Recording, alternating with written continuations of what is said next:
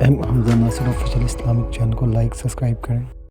مسجد حرام سے مسجد اقصی تک حضور براق پہ گئے اور وہ اتنا سریع رفتار تھا کہ جہاں اس کی نظر جاتی تھی وہاں اس کا قدم پڑتا تھا، تو اس نے تو پہلا قدم اٹھایا ہوگا تو مسجد اقصی میں جا پڑا ہوگا، اور اتنی سرعت کے ساتھ وہ رفتار کے ساتھ چلتا ہے، پھر حضور اس کی پشت پہ جلوہ فراز آئے۔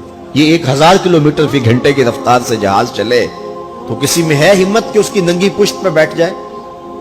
ہوا کی مزاحمت ہی گوارا نہ ہو، پڑخ چڑ جائیں، آگ لگ جائے، اور جو کروڑوں میل فی سیکنڈ کی رفتار سے جا رہا ہے اس کی ننگی پشت پہ بیٹھنے والے شاہ سوار کی عظمت کو سلام کرنے کو جی نہیں چاہ رہا؟ اچھا، پھر اتنی سرعت کے ساتھ جائیں تو راستے میں کوئی دکھائی بھی دے تو سجھائی نہیں دیتا، اچھی طرح پہچان نہیں پاتا بندہ، یار تم گزرے تھے، کہا میں تیزی میں تھا، تو تیزی میں جو چیز نظر آئے تو اس کو پوری طرح پہچانا نہیں جاتا۔ لیکن اب اس رفتار سے جا رہے ہیں، لیکن معرفت کا عالم کیا ہے کہ میں حضرت موسیٰ کی قبر کے قریب سے گزرا، میں نے دیکھا وہ قبر میں کھڑے ہو کے نماز پڑھ رہے ہیں، اور حضور ابھی وہاں پہنچتے ہیں مسجد اقصی میں تو حضرت موسیٰ علیہ السلام پہلے وہاں موجود تھے۔ یا تو یہ ماننا پڑے گا کہ یہاں بھی موجود تھے وہاں بھی موجود تھے، اور یا پھر یہ ماننا پڑے گا کہ وہ پہلے چلے گئے، اور اگر پہلے چلے گئے تو پھر کیا وہ میرے حضور سے پہلے چلے گئے؟ تو جواب آیا کہ نہیں، حضور علیہ السلام تو اپنی رفتار سے جا ہی نہیں رہے تھے، حضور تو جا رہے تھے براق کی رفتار سے، اور حضرت موسیٰ گئے ہیں نبوت کی رفتار سے۔ براق بہت سریع ہوگا لیکن نبوت سے سریع نہیں ہو سکتا، اس لیے حضرت موسیٰ پہلے پہنچ گئے۔ یہ ایک مرحلہ مکمل ہوا۔ اب دوسرا مرحلہ مسجد اقصی سے لے کے پہلے آسمان تک وہ نور کی ایک سیڑھی تھی، اور یہ براق سے بھی زیادہ سریع رفتار تھی، یہ دوسرا مرحلہ تھا۔ اور پھر تیسرا مرحلہ پہلے آسمان سے لے کر کے 7ویں آسمان تک فرشتوں کے پروں پہ گئے، 7ویں آسمان سے سدرہ تک جبریل امین کے پروں پہ گئے، یہ چوتھا مرحلہ تھا، اور ہر مرحلہ پہلے مرحلے سے سریع تھا۔ اور پھر سدرہ پہ جا کے جبریل نے بھی کہا کہ آگے میں نہیں جا سکتا، لو دنوت خطوۃ لاحترقت، اگر میں آگے بڑھوں تو جل کے راکھ ہوتا ہوں۔ تو حضور علیہ السلام کے لیے ایک سبز نوری تخت لایا گیا جسے رف رف کہتے تھے، اس پہ حضور تشریف فرما ہوئے۔ پھر وہ کس صورت سے گیا، ان 4 مراحل سے زیادہ سریع رفتار تھا۔ رف رف کی منتہائی پرواز جب ہوئی تو میں حضرت کی روح سے فیض لے کے کہتا ہوں کہ رف رف کے بھی بس بس ہو گئے۔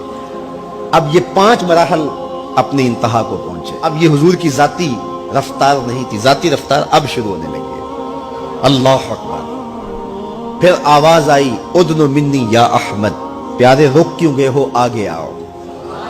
اللہ اکبر۔ اور حضور پھر اعلیٰ حضرت فرماتے ہیں کہ ڈرتے جھجکتے آگے بڑھے، کیوں؟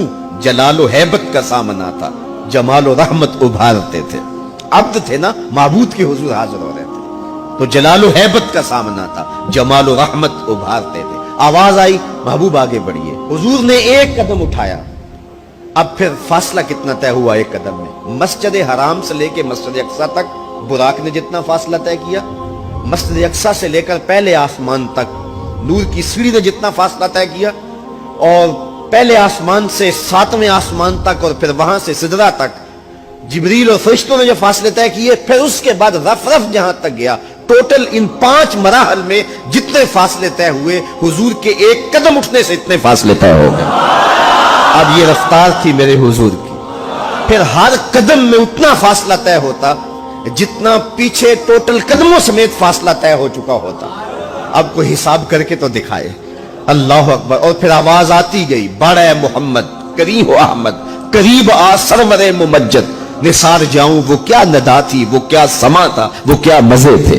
70,000 مرتبہ آواز آئی، اور حضور کے قدم اٹھتے گئے، پھر کہاں تک پہنچے؟ کوئی حد ہے ان کے عروج کی، بالا غل اولابے، اور اس کو میرے رب نے سفر نہیں کہا یہ ابھی میرے نبی کی سیر ہے۔ کیا سمجھو گے میرے رسول کو؟ اس کی سیر اتنی سریع ہے کہ تمہاری عقلیں تھک گئی ہیں، اور اگر وہ سفر کرنے پہ آئے تو پھر عالم کیا ہوگا۔